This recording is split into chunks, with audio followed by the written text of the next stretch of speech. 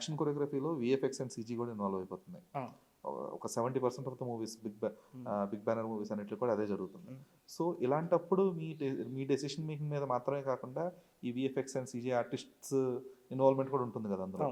So అప్పుడు ఆ process అనేది ఎంత టఫ్ అవుతుంది? ఇప్పుడు విఎఫ్ఎక్స్ ఏంటంటే నేను ఒక ఫైట్ సీక్వెన్స్ రిఫరెన్స్గా చెప్తాను. గ్యాంగ్స్ ఆఫ్ గోదావరి చేసేటప్పుడు ఒక లారీ ఫైట్ ఉంటుంది.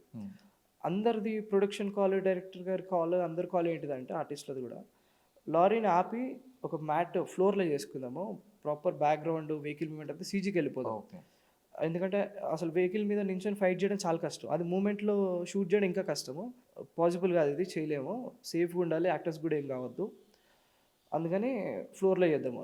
నేను టఫ్గా తీసుకుంది ఏంటంటే నేను లేదు మూవింగ్ లారీ మీద చేద్దాము, బయటకే వెళ్దాం, సెట్లో వద్దు, ఫ్లోర్లో మ్యాట్లు ఇవన్నీ వద్దు, సీజీ వరకు ఉంటుంది, ఎట్లయినా ఉంటుంది, ఏం చేయకుండా ఏదో ఒకటి పెట్టాలి, అదేదో మన చేతులు ఉన్నంత వరకు కరెక్ట్ చేసిద్దాం, ఆడికి 10% ఇద్దాము, మనం 10% చేసి 90% సీజీకి వదలడం అనేది రాంగ్, అది నన్ను నమ్మండి నేను చేసిస్తా అని చెప్పి ఆ లారీ ఫైట్ అంతా నేను ఒరిజినల్గా ఒక 40-50 స్పీడ్ ఉన్న లారీ మీద షూట్ చేసిన. యాక్టర్స్ అందరూ భయం, అసలు ఏంటిది లారీ ఎటు పడితే అటు వెళ్తుంది, ఊగుతుంది, నించోడానికి రావట్లేదు అది.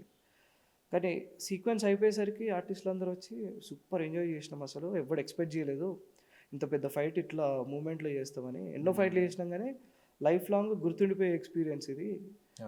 అసలు నెక్ టు నెక్ ఉండే, అసలు చాలా బాగా చేసిరు మాస్టర్ అని.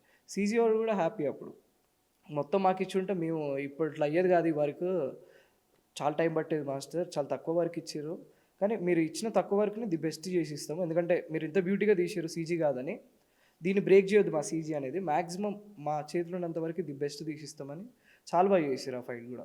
దీనికి ఆ ఫైట్ సీక్వెన్స్ లో విశ్వక్సేన్కి కాలుకి కొంచెం ఏదో దెబ్బ తగిలింది, అది రిహార్సల్లో. ఒరిజినల్ షూట్ లో ఏం కాలేదు, రిహార్సల్లో రిహార్సల్ అయింది.